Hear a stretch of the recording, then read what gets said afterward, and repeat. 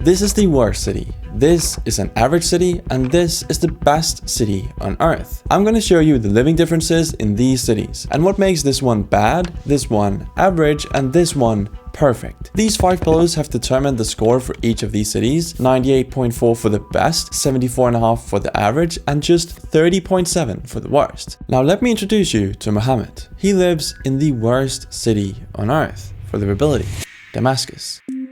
In Damascus, even now, months after Assad's regime fell, stability still isn't where it needs to be for a capital city. Stability is the first pillar of 5. And Damascus scores only 20 out of 100 in this area, the lowest in the world. This means Mohammed needs to carefully plan each time he leaves his house. If he doesn't, he knows it might be the last time his family sees him. Years of civil war, terrorism, and unrest have shattered any sense of security here. Explosions are still present in the city. In July of 2023, a bomb near a Damascus shrine killed at least 6 people and wounded 20. Such incidents are common. It's a major part in why Damascus has been ranked the world's least livable city for so long. One evening, the electricity flickers out and Mohammed's apartment goes completely dark. Power outages have become routine here. Once a city of light, Damascus now goes dark for up to 20 hours a day. Mohammed sighs and lights a candle so his children can finish their homework. But Mohammed tries to maintain a routine. The following day, he navigates through morning traffic to get to work, a chaotic mix of cars and honking minibuses. Potholed roads make his commute an uncomfortable obstacle course. Fuel shortages have resulted in long lines at petrol stations. Still, Mohammed feels fortunate to have work and a salary at all, given the collapsed economy of Syria. He knows public transport is scarce and the old city buses rarely run, if at all. It's a far cry from the modern infrastructure one might expect from a capital city, and is why the Damascus infrastructure score is stuck below 35 out of 100. Mohammed finds it difficult to work today as he can't stop thinking about his youngest son who has a fever. In Damascus, hospitals and clinics are overwhelmed and under-equipped, but they managed to find an open clinic. But the medicine shortages meant the required antibiotics were only available on the black market at exorbitant prices. Prices Mohammed couldn't afford. Syria's health system has been shattered by conflict. Only 65% of hospitals and 62% of healthcare centers across Syria are fully operational. Doctors and nurses are in short supply, many having fled the country or being caught in the crossfire. It's the reason why Damascus scored just 29.2 out of 100 in healthcare, among the worst in the world. For Mohammed, these aren't just numbers. He's seen neighbors die for lack of timely medical care, and he prays his son will survive the fever. The local pharmacy shelves are often empty, and when his mother needed insulin, it took him weeks to obtain it through relatives abroad. Mohammed has no education, but he wants a different life for his children. His daughter is in school, but the school building has gaping cracks from past shelling, and classes are overcrowded, since many schools have been destroyed. Textbooks are outdated and in short supply. His daughter's teacher is dedicated, but even she struggles with class sizes of 50+ students. War has robbed this generation of consistent schooling. About half of Syrian children are missing out on education after nearly 14 years of civil war. This is the reason behind their 33.3 out of 100 education score, reflecting not the value placed on learning here, but the immense barriers to accessing it in a conflict zone. Still, Mohammed encourages his daughter to study hard. In the evenings, he helps her with homework by candlelight. He's determined that his children, if peace holds, will have a shot at a better future through their education. Before the war, Damascus was famed for its historical richness. Tourists wandered the old city, families picnicked in parks, and the nights were filled with the aromas of jasmine and the sounds of laughter in cafes. Today, much of that cultural life has withered. The environment has suffered too. Piles of uncollected trash line the streets, and air pollution from generators chokes the city. It's sad because Damascus is nestled in a fertile oasis known as a Ghouta, where olive groves, fruit orchards, and canopy forests once flourished. but even those have been scarred by fighting. But now on to the next pillar. Damascus has a culture and environment score of 40.5 out of 100, a low figure that captures both the lack of cultural outlets and the environmental decay. Culture survives in the small things. Muhammad's family still observes traditional Syrian holidays at home, and his wife cooks the recipes their grandparents loved, even if some ingredients are now hard to come by. These small rituals are acts of normalcy in an abnormal situation. This is his home, and he has memories in every corner of it. Damascus is the least livable city in the world, but Muhammad doesn't need an index to tell him that. He lives it. He hopes that one day stability will return, the lights will stay on, and Damascus might begin to climb from the bottom of that livability list. Until then, each day is a test of endurance, and each small joy, like a quiet night, feels like a victory against the odds. Bucharest. A morning in Bucharest brings a very different scene. This is Andrei. His phone alarm buzzes at 6:30 AM in his modest apartment on the outskirts of the city. The room is a bit chilly. It's early spring and the central heating is still unpredictable. Bucharest's aging heating system often leaves residents in the cold. On bad days in winter, he's had to rely on an electric space heater.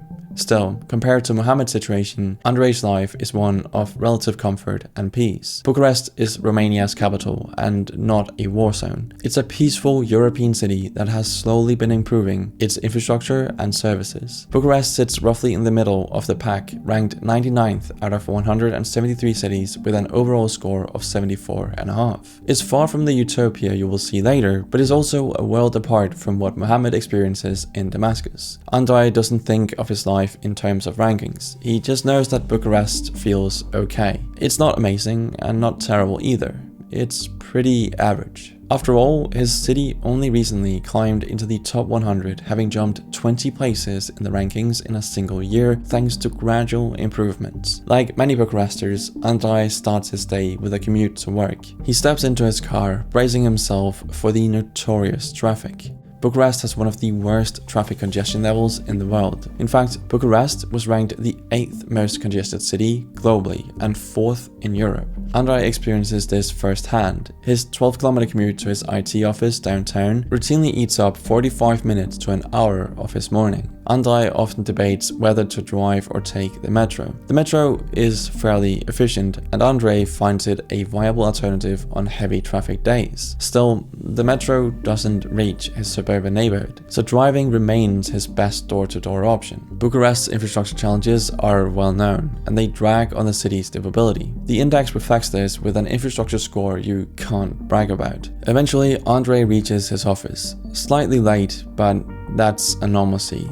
Over lunch with colleagues, conversation drifts to the state of things in Romania. They joke about political bickering and the latest corruption scandal. The stability of the political climate is generally fine, even if trust in politicians is low. In terms of stability, Bucharest is worlds apart from what Muhammad experiences in Damascus. There are no wars or daily threats to safety here. Crime exists, but violent crime is relatively uncommon. Andrei feels safe walking the streets, though he's mindful of pickpockets. Romania has been a stable democracy since the 1990s revolution that overthrew communism, and as an EU and NATO member, the country's security environment is stable. The stability score for Bucharest is solidly above average, reflecting low risk of conflict or terrorism. As Andrei and his friends discuss weekend plans, they don't worry about bombs or fighting. Their concerns are more about whether it might rain on their hike or if inflation will drive up beer prices. Stability for them is taken for granted, even if government effectiveness isn't perfect. After work, Andrei has a doctor's appointment. He heads to a clinic and inside it's clean but a bit outdated. See, Romania's healthcare is a mixed bag.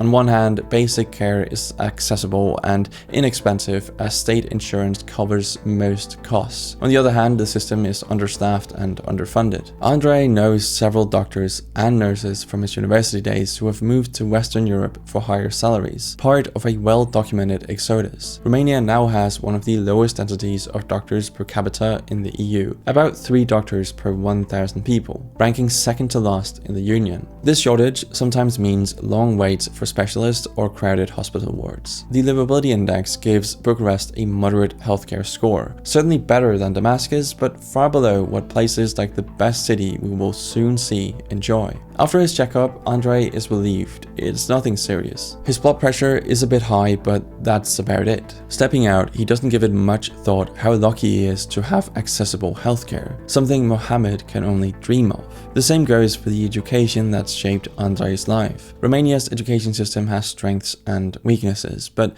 Andrei was fortunate to attend a decent public high school where teachers pushed him to succeed. In Andrei's personal story, education was his ticket to a stable job and a future that perhaps his parents, who grew up under communism, could only dream of. Now in his early 30s, he sometimes considers going abroad for a master's degree or for more international exposure. But he also feels a loyalty to improve things at home. When he hears about the brain drain of young talent, he's torn. Many of his brightest classmates have left for Paris, London, or Berlin. He stayed, hoping to be part of Romania's gradual improvement. And indeed, things are improving. The government recently increased teacher salaries slightly after nationwide strikes, and new schools are being built in some suburbs. These small steps don't make headlines globally, but they contribute to Bucharest's slow climb in livability rankings. However, Bucharest lags behind other European capitals in green space. On average, a resident here has access to only 9 to 10 square meters of green space each, whereas in the best city on earth, it's around 70 square meters per person. Environmental issues also pop up in winter, when air pollution spikes due to the traffic and the use of old heating systems. While Bucharest has some great cultural offerings and decent climate, they struggle with pollution and they lack the polished environment of wealthier cities. Bucharest in his lifetime has transformed from a bleak post-communist city to a bustling European capital with malls, business districts, and a blend of historical charm and modern chaos. It's far from perfect, but it is home. As we know, Bucharest is average, and that sounds about right to Andrei. It's a city where things work, but could work much better, where you can build a life, yet often dream of how things could be much better. He doesn't give it much thought that there are people out there who have it much worse than him. He instead aspires to the quality of life of the best city on earth, Vienna.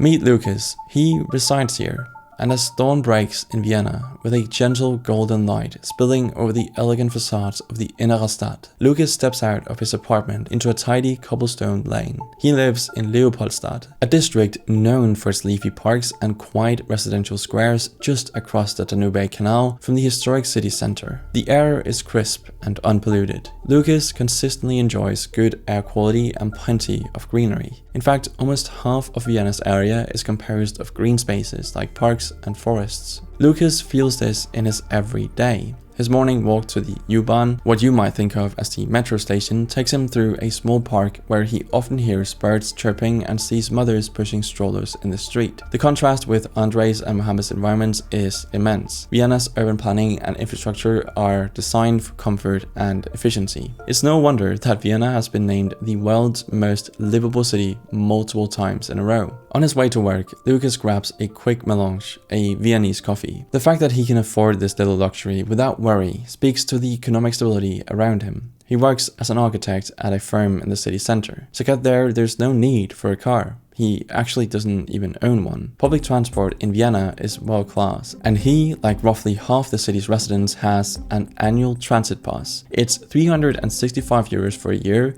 equating to €1 per day. It's a steal. The tram arrives exactly on schedule, gliding smoothly along rails embedded in the clean streets. As the tram crosses into the first district, Lucas gazes out at the city's architectural splendor. Baroque buildings, museums, and the State Opera House, all impeccably maintained. He could step off and in a few minutes be at a museum or a historic cafe if he wanted. Vienna's commitment to culture and the environment is evident in these well-preserved streets and public spaces. The city offers over 100 museums, countless galleries, theaters, and an opera season that draws enthusiasts from around the world. This is important for a well-functioning, livable city because if you don't have culture, it's a lot more boring to live there. But in terms of the public transit, it is so extensive and efficient, it's deeply trusted by everyone, including Lucas. A recent survey showed 91% of Vienna's residents are satisfied with their public transport, the highest in Europe. The stations are clean, safe, and the network of U-Bahn, subways, trams, and buses can get you virtually anywhere in the city quickly. Even late at night, Lucas feels secure taking the metro home. Roads, utilities, and public services here tend to run like clockwork. Water from the tap is high quality, the lights never flicker, and potholes are a rarity. The infrastructure pillar is where Vienna shines, with a perfect 100 out of 100 score, meaning everything from transport to telecommunications is top-notch, world-class quality. Lucas experiences this in small ways in his everyday life. High-speed internet in his apartment with no downtime, bike lanes that are well maintained for his weekend cycling, and a recycling system so efficient that the city is exceptionally clean for its size. As an architect, he's proud that the city invests in smart urban planning. New housing projects must include green spaces, public transit access, and energy-efficient design, which should be a requirement for any city. Vienna's infrastructure is continually updated to meet modern needs, which is necessary to stay at the top, which Vienna has done for so long. In terms of stability, Vienna's stability score is at the maximum level of 100 of 100. For Lucas, that means he doesn't worry about personal safety or political unrest, something Mohammed can only dream of. He feels comfortable walking anywhere in the city at any hour. Of course, like any other big city, Vienna has some petty crime, but police are trusted and responsive. Lucas reads news of conflicts and crisis elsewhere and doesn't really reflect much on how fortunate he is to be in a corner of the world untouched by such turmoil. But what would a safe city be worth if it didn't include healthy citizens? Well, Austria has universal healthcare, which means if Lucas ever feels ill, he can visit a doctor without financial worry. It shouldn't come as a surprise by now, but Vienna's healthcare score is a perfect 100 as well. In practical terms, this means life expectancy is high here, and people trust the system. Preventative care is a norm here. Lucas goes for his annual checkups diligently, and his health insurance, which is state-run, even covers a comprehensive preventative health program, which is so smart of Austria to do. It's something other countries and cities should take note of. It's pretty simple math. If you catch a disease early, you can for the most part get rid of it much more easily than if you had waited for the patient to show symptoms before treating them, which in the end means less money spent on healthcare in the long run and longer living and healthier citizens. But it gets better. Lucas is also a product of Vienna's strong education system. In Vienna, education is free, or at least very low cost for the most part from primary school through university, and the quality is consistently high. The city's universities attract international students and rank among Europe's best. Vienna has a perfect score in education too, and Lucas's experience explains why. In school, he never had to worry about outdated textbooks or teacher shortages. Class sizes were reasonably sized, and extracurricular opportunities, music, sports, clubs were plenty. At university, he had access to cutting-edge labs and even got a scholarship for a semester abroad. Now, as a parent, he's beginning to engage with the education system from a new angle.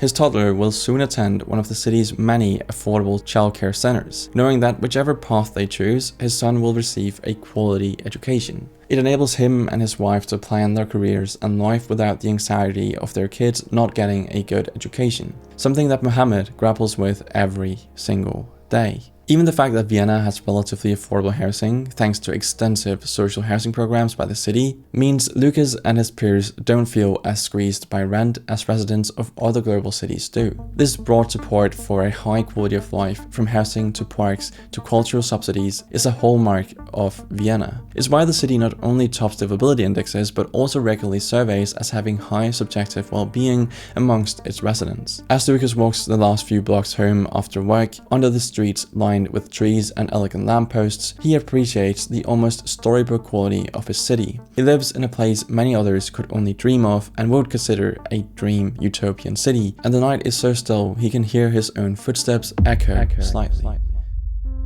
3 men, 3 cities, 3 realities. Mohammed, Andrei, and Lucas live very different lives. Lives the cities they were born and raised in have facilitated and decided. It's not the fault of Mohammed or Andrei that their cities aren't perfect like Lucas's Vienna. Life is unfair, and their stories reflect that reality. Okay, thanks for watching. I just have one last thing that I need to show you guys. This has been in the works for months now, so I'm really excited to show you. I don't know if you've noticed, but right now there's something on the wall that wasn't there before. And this is, let me bring this with me. This is a map poster of New York City. It's really cool because it has these details of some shading, and I really like that. I've made this poster store with different kinds of posters. This is just one of them, and there will be other types of posters over time, and I will expand it over time. So if you want to support the channel, this is the best way to do so. I really wanted this to be high quality, and so this is archival quality prints. We have glass and real wood for the frames, and the paper is thick and the ink is really high quality, so you will be able to see every little detail. You can tell like how detailed this is. And right now there will be a few prints in the store, so check it out if you want. Just a fair warning, it will be pretty expensive because this is really high quality. And to reduce waste and keep it sustainable, and also because I don't really know what you guys will like yet, we will only be printing as soon as you put an order. So yeah, if you're interested in getting a really cool print on your wall, go to mappedstudios.com or click the link in the description. And yeah, that's it. Thanks for watching, guys, and I'll see you in the next one.